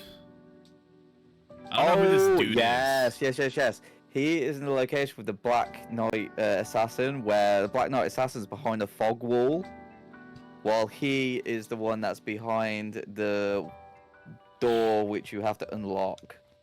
Oh. Congratulations, and sorry that happened. I don't know who you are. You go and Yeah. Yeah, so pretty much he's just a dude. He's just a guy. Like, I don't even remember him. I guarantee you I fought him, because I remember the weapon that he apparently drops, but I don't remember anything about him. Yeah, because he's in the same dungeon as the Black Knight Assassin, which you need to kill. That's behind a fucking elusive wall. Yeah. The Knight Cavalry duo. Duo? I don't remember the duo. I don't know when you fight 2 of them at the same time. I'll put them above the commanders. I think the Knights Cavalry are thematically very cool, and the fact that they only come out at night is very on the nose, but is also a neat aspect of them. I think it's cool how you can knock them off of their horse and do like a crazy massive damage attack to them. Moog's story is so much creepier than that. Michaela's Millennia's twin brother is cursed with eternal youth, ever in the body of an infant. So do with that what you will. He was cursed with eternal youth, which was something I was aware of, and I actually tried not to draw attention to. It's absolutely like it's gross enough that Moog be banging a dead body. It's doubly gross. A whole He's new actually 5,000 years old. escalation, right? A 3,000-year-old dragon princess and like what looks like a 14-year-old's body. Yeah, that's basically. I don't need to go into That's it definitely anymore than R.I. that. Martin right there. That is like the biggest Krungo for sure. Knights Cavalry goes with the other two, and I don't even remember where I just put them. Knights Cavalry goes here. Nox Swordstress and Nox Priest. These characters have the... I forget exactly where you fight them. It's at like the Sage They Village or give it whatever, the the ash, Mage right? Village. So you can summon them. They also have unique weapons, like the unique liquid type weapons that act like whips but function like swords. If that makes sense, like the Ormew or something like that. I don't remember. I think they're very cool, but you also fight them all the time in Noxella when they're riding around the ants. I'll say D. Probably I like their get up more than I like the clean rot knight duo, so we're gonna put them there. Under D for D's Give him a nuts. kiss. Give him a kiss. Moog was all about being a godly consort, and he needed to be deaded. Omen Killer. Killer's just a regular enemy. He's a regular enemy. I like his whole motif. But he's honestly like a guy. But you fight him less than you do the Crucible Knights. And so for that, I'm gonna put him above the Crucible Knights. Yeah, but he reminds me of the fucking boss in Dark Souls 1 with the dogs. Yeah. What's that one called? Dark Souls 1 with the dogs. In the, like, Oh, the you're talking about the confined area. Capra Demon. Yeah, the Capra Demon. It just reminds me of Capra Demon. It's maybe they're borrowing from that a little bit. Onyx Lords, they're cute. They do gravity magic, which is neat. They're not really oppressive. They just move. They RP walk everywhere. That's like their thing. I'm still gonna put them above Crucible Knights because you don't fight them that often, and until you get used to them, they're very weird to look at and very weird to fight. But once you get used to them, you realize that you could just get around the gimmicks pretty easily. I'm gonna put them above Crucible Knight and below Omen Killer. Patches is Patches. Humanoid area. Iconic character. He also has a unique aspect to his fight that you may not realize if you're not familiar with him as a character. When you start fighting him for the first time in his cave, he'll give up about halfway through, okay? Then if you attack him afterward and then let him beat you until you do like a groveling please stop, I don't mean it type emote, whatever you call it, he'll then give you a new emote that's exclusive to this whole Saga dance I'm describing. What? Yes, you could look it up. Hang on. Patches. I'm doing this in New Game Plus 1. Let me see. Patches. Didn't know that. There's lots of little bits and random things in Elden Ring or in any Dark Souls game that's like that. What's your favorite version of Patches? Probably the Elden Ring one. Really? If only because he has many opportunities to be like shitty towards you. I like the one in Demon Souls. The Demon Souls one is very close second for me. What about Bloodborne?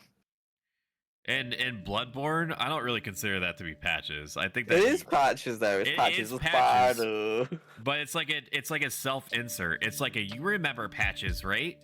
Type Well, he thing can't to do me. anything. Well, he's a spider though. He is a spider. I get that he has to be in every game, and I get that What is he called in fucking Dark Souls 2? I heard he's got a different name in Dark Souls 2. I don't know. Dark Souls patches. Dark Souls 2 patches. He's got a weird. He's the Pate. same fucking. Yeah. The Pate is the name of it. He's like the analog.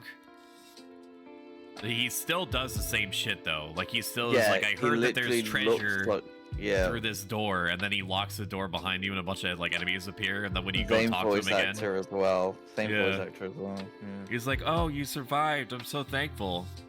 That's how you Um, know it wasn't made by the same team, because they're like, let's change the name. Let me look. Repentance. Repentance. Alright, I wanna find this. Okay, Patches will surrender after half of his health is left. Stop attacking him to accept a surrender. If you attack him while he's trying to surrender, he's gonna become aggressive again. If you speak to Patches after accepting the surrender, he'll ask if you forgive. Your choice Oh, you only can say affects what he no. says in response. He's gonna become friendly at that point no matter what you say. Oh, really? From this point forward, you're going to attack Patches 3 times to make him aggressive again after that. If you allow him to reduce your HP to 1/4, he'll offer to spare you if you use the Grovel for Mercy gesture, and then he teaches you the Extreme Repentance gesture. If you perform it before he kills you, he will accept your surrender and become friendly again. Have you? I don't Yes. think you noticed this when you were fighting Radahn, and because you were, and this is totally fine. Oh no, you- I did notice what he does. I yeah, know he it. appears and then he runs then a he's little like- bit, and then he he like checks out after that. He's like, no. It even says Patches left the fight. It doesn't even Yeah. say he died. It just says he leaves. I would say Yeah. that he's an iconic character. He's probably like top B. He's the top face B of for me. Souls. He's not S to me. I want him to be S. He's not S. The fight isn't S tier. He's If we're got talking lots about of fight- interesting interactions, but If we're talking fight, he's F tier. oh yeah, in terms of the fight for sure. Like I knew that Patches was gonna be an asshole. Like no matter what, he's the least of an asshole I think in Elden Ring. He I don't doesn't know, though, really. If you open that chest again, Yeah, I mean, but it is his stuff, right? It's Yeah, supposed but to be his stuff. Like imagine somebody like coming over to your house and like trying to rummage through your shit and loot through it when you're just like, stop touching the chest. If you touch a chest, I'm gonna get pissed. Like what if you said a yeah, what but if you it's said a trap in it? fucking a Dark Souls game. Let me fucking open the chest. You know what I mean? Yeah, but that's not on him. I'm gonna actually put him under the fire giant, but above Morgan. Perfumer, Trisha, and Misbegotten Warrior, just 2 enemies that are more annoying to deal with together than they are separately. I don't think it enhances the fight that they're together. It just makes the fight more annoying. So I'm gonna put them. I think the presence of the Perfumer is cute. I'm gonna put him actually under the Misbegotten Warrior and the Crucible Knight because at least it's like a pageantry thing where you're fighting as part of like the Radahn festival, and that's fine. Putrid Avatar, same feeling to me as what? Putrid's poison, right? And not It's a Scarlet Rot. Scarlet Rot version of Oh, it's the. Where is it? I don't see it anymore. I need eyes. I need a Erdtree Avatar. That's right. It's a Just put unique it with variant that. of the Erdtree Avatar. It can go above the Erdtree Avatar. That's fine. Putrid Crystalline Trio. More annoying by the fact that they inflict Scarlet Rot. Not necessarily unique. They don't like. I It's like just, the crystals though. I like the I crystal do. boss fights. yeah, I do like the crystal boss fights for sure. By the time that you fight these, you fought all the variants. You're just like, oh, Yeah. this time it's just them, but with the Scarlet Rot. So like they've worn out their impact by the time that you get to the trio of them. Putrid Grave Warden, literally just the duelists, except Scarlet Roddy, I think. that's it. I'll put him last because the Grave Warden duelist and the Frenzy duelist at least have some of their shock value that they retain at first. Putrid Tree Spirit, and that's the I forget which one this is. You fight like 8,000 of these things during It's the one that fight. just sits down here and just shoots shit out of itself. I think so, yeah. I did not like fighting this thing. It deeply unsettled me. I'll put it above Cemetery Shade. That's what my thought process is. Because when you fight these things, when you fight this one, you haven't fought many of these things. And so your thought process is, what the shit is that? That thing is fucking gross. Get me out. Like, get me out. I don't think I can deal with it. Because it's in a tightly spaced area. It's in an unsettling area. You already feel oppressed as it is without having this giant, slimy plant thing flopping all around, trying to push your shit in for the first time. Radagon of the Golden Order. I would put second to last boss. I would put it behind the Godskin Apostle. Oh my god, you're putting it C? No, not in C, in A. Like the second, like behind the Godskin Apostle. Yeah, I was about to say A is a. It's a good cute place to fight. put it. It's the second to last fight. I knew No that it weaknesses? was. No, wait, no, he has weaknesses. The Elden Beast doesn't have weaknesses. Yeah, the Elden Beast can't be afflicted with anything. They're No. all resistant to holy.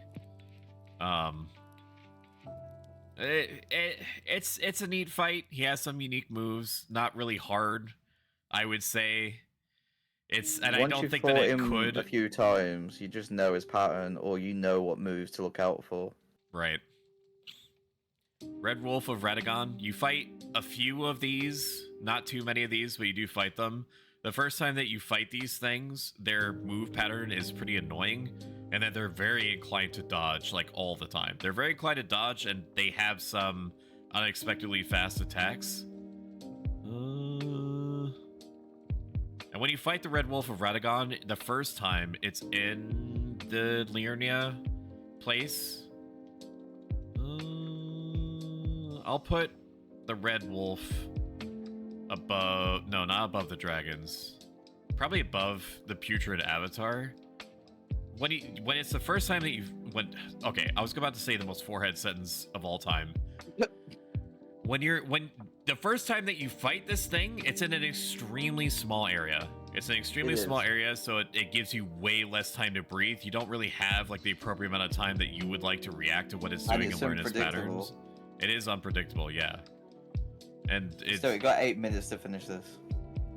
We could do that. That's easy. Regal Ancestor Spirit. Regal Ancestor Spirit is with the other spirit, which is up here. I would say that's like A tier for design. I love it's beautiful. The big difference between the Regal Ancestor Spirit and the regular Ancestor Spirit is that the Regal, when it does a teleport, it also has a chance to, and I don't know what deterrence is. It has a chance to heal, and what I didn't realize until I accidentally read some of its attacks in the strategy guide, the first volume of 2, it also can absorb an animal. Like, you see the spirit animals that are randomly dotted around and what animal it absorbs to heal changes the type of unique attack that it has. What? No, I didn't know that. That's what the strategy guide says. It says that when it teleports and it heals, it's actually absorbing one of the closest like animals to it. If it absorbs a boar spirit, it does like a charging attack. When it absorbs like a deer spirit, it does like the hopping like laser light show when it like hops, like it floats and it hops. And then if it absorbs a ram, then it'll do like the rolling ram charge thing.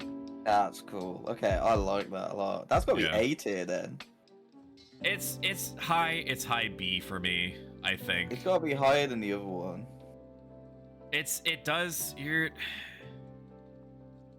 Because of that information, I didn't know about that information. That just blew my mind. Like, in terms of mechanics, it's very cool, right? Well, I'm gonna keep it where it is. I gotta keep it where it is. That's where I'm my just saying answer's... keep it above the other one. That's what I'm saying. This is like well, I guess you're right, actually, because I felt more when I was fighting the Ancestor Spirit than I did the Black Knife Ringleader. Yeah. Renella, Queen of the Moon, pretty self-explanatory. It is going in A tier. It's just a matter of determining where. That's a beautiful fight. It is. It is very unique. Not hard. It has a gimmicky aspect to it. I'm gonna put him above. Put her above Radagon and below the Godskin Apostle. I felt genuine instinctual fear when fighting the Godskin Apostle for the first time. I thought Renala was beautiful. What's that? When you first see the moon attack. Oh yeah. I just wanted to look at it. I didn't even want to like attack. Roundtable Knight Vike, did you know that this guy is on the front of the Elden Ring cover? There's a cover? Yeah. Oh, this wait, guy is I on the front of the cover. I don't look at covers. Wait, he also has. Oh yeah. Yeah, that's the guy. It's the same guy. That's Vike on the front. He also has like a huge amount of lore attached to him. And he also gets like corrupted by the frenzied flame at some point, but you don't really easily gather all this information. When will the final countdown song play in your timer? It could play Bustin', I suppose. Bustin'. Roundtable Vike, we'll play it at the end when I'm doing like the outro and everything. Roundtable Vike, well, it's just a guy. They give him all this lore, but they don't really build him up in the game at all. Like when I first fought Vike in the Frenzy Flame Village, I was like, this is cool that he has his own unique attacks, but I just thought he was like a frenzied flame knight. I didn't realize that he had all this build up or that he was even on the front. You know what'd been funny? Before the fight started, like a cutscene happens and it's like, oh my god, it's him from the front cover. I think it was implied that he was supposed to have way more of like a central part of the plot, and then I think that they, and this is my interpretation, they probably pulled back when they were like, well, we don't want to make him the main character when it's supposed to be you the main character. Yeah, like what's his name? Kale. They got rid of his storyline. Yeah. Royal Knight Loretta, same visual mouthfeel, just a summon version basically of Knight of the Halig Tree. Royal Revenant, these things fucking suck, and I did not realize until way late in the game that when you heal, it also insanely hurts them. I was raw dogging them every time. Very scary fight, very scary thing to fight, especially when you when you accidentally hard mode it. Royal Revenant, we're gonna put, I don't know. It's just that you can get stun locked by them so easily as well. And they're so aggressive. They're so aggressive and they never stop attacking. Because they have like short range, mid range, and like a long range like jump. So there's no range where you feel safe. And they can teleport. Yeah, they can also teleport, which is cool. Rune Bears, I struggle with unbelievably. I know that Rune Bears weren't that bad for you. I thought you were literally joking me when you were like, the Rune Bear's tough, and then I was like, is he? The patterns weren't bad, and once I got used to the patterns, they were good. I think it was because I was like, every time that I don't dodge perfectly, or even semi-perfectly, or reasonably, I'm gonna get punished horribly with damage. I felt Rune Bear was too Dark Soulsy, where it's, you just stay close to them and just roll. Rune Bears were so easy, though. I know that the whole world doesn't respect the Rune Bear. There was something about the Rune Bear that was just annoying to have them fight. You just hate bears. You just hate bears, it's true.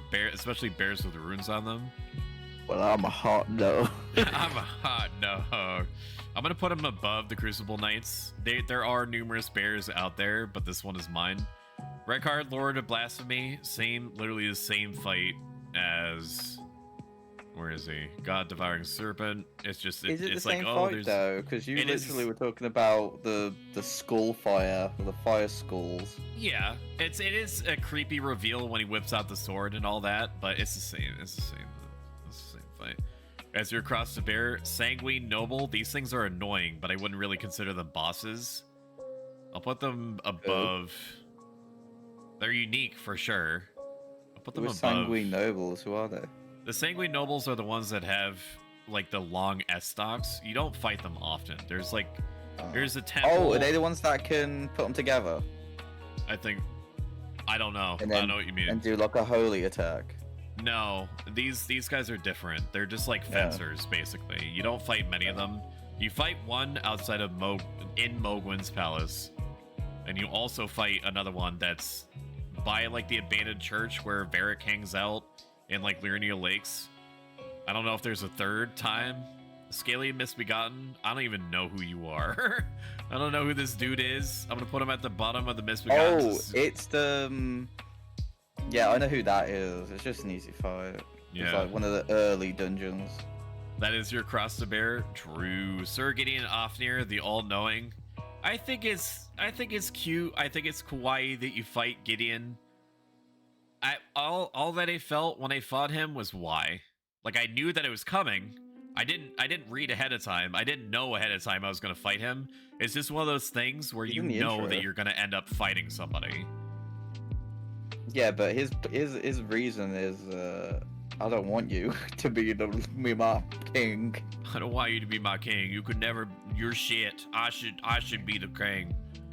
I'm gonna put him at.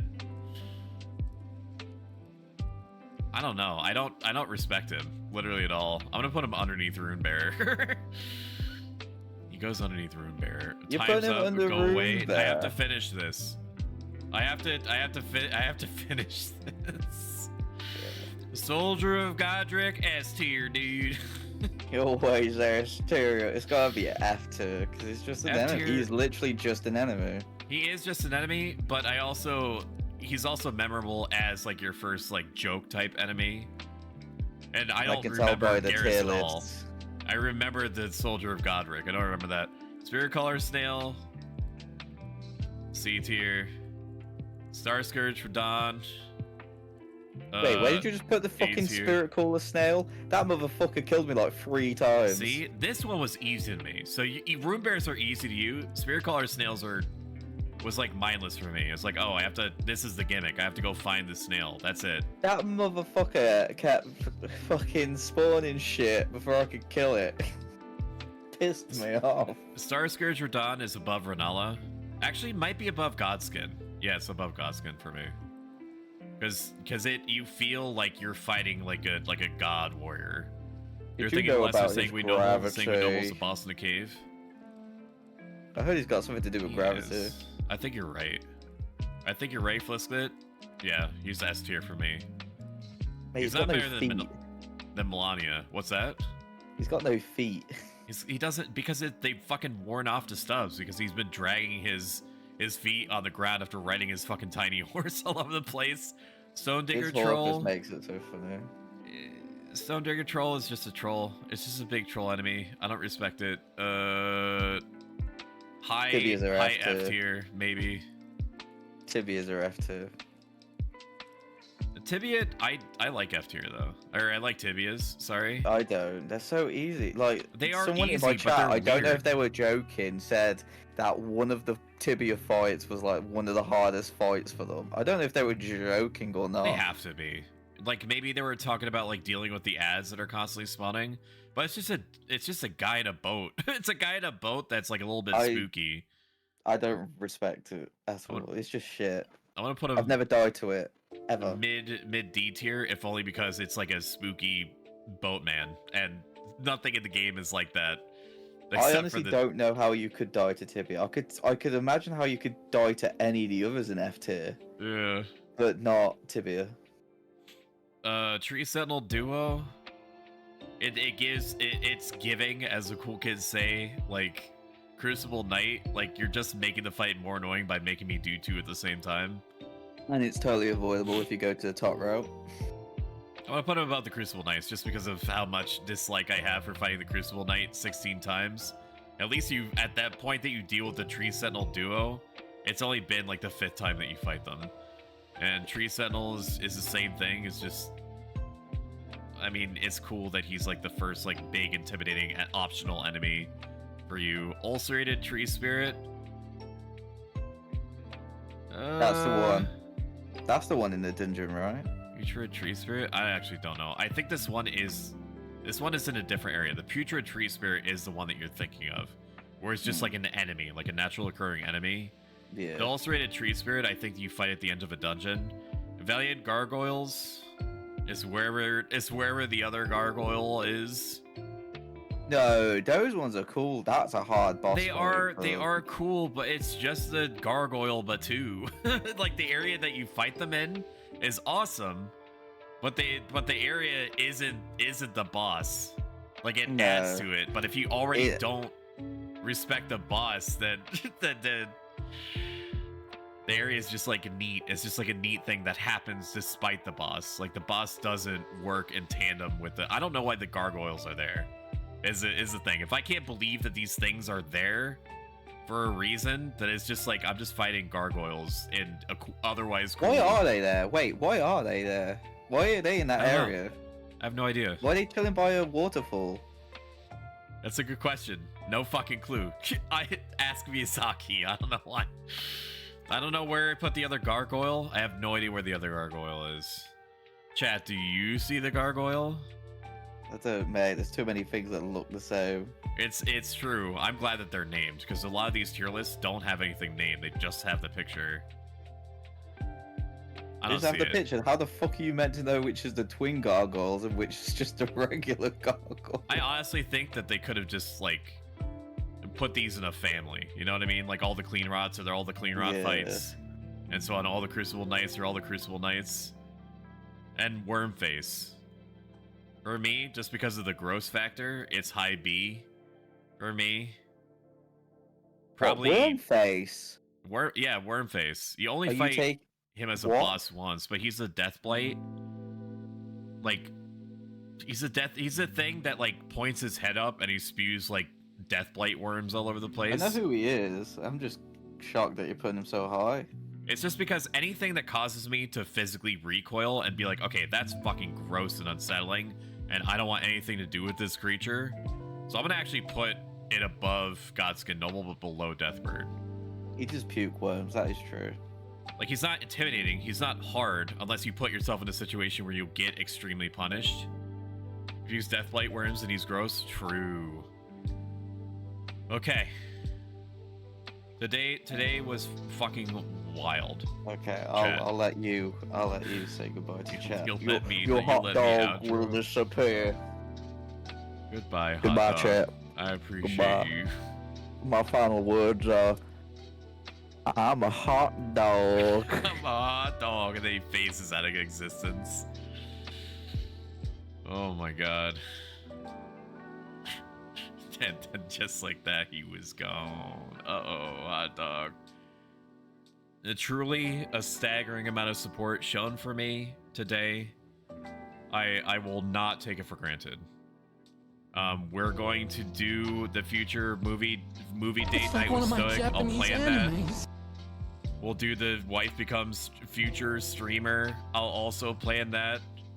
And then all follow me on Discords and socials and all that. You did miss a hot dog. Sorry about it. I'll update in both my socials and the Discord, at least for the Discord movie date, because it's literally just a Discord thing. You're gonna want to be part of Discord for that. It's not likely that I'm gonna do like advertise in public a Discord movie night. It's probably not gonna do that. I'm probably just gonna announce it in the Discord only. But the wife becomes streamer thing, I'll plot out. There's no stream tomorrow. There's not, because I need to recover. Like I could feel my voice like doing what you would expect a voice to do after 11 hours of output. Basically, like give or take like an hour and 20 minutes of cooldown. The next stream, or when I say tomorrow, I mean today, because it's just rolled over to 1:05 a.m. on Tuesday. There's no today, Tuesday. There's no stream. No stream. I say no. Wednesday, we're gonna be back to Unicorn Overlord. And then let me see. That's all I'm gonna update you. And you can look at the schedule on the Discord and then the weekly Discord schedule channel. Thanks again, guys. Appreciate the enormous amount of support. This has been great. Appreciate you. Let me find somebody to raid you guys out to. If you enjoyed this, consider following. If you enjoyed this a ton and have the means, consider subscribing. And that's you all sorts of emotes. If you want food, you can get like 4 meals for around 22 bucks, and it also happens to support me a staggeringly huge amount You just have to be US based, set up a new account, order within a week, have the order ship, and then while that's shipping, you can pause and cancel anytime. Oh, fuck. Let's send you over to... I think we sent you over to Mint Leaf semi recently.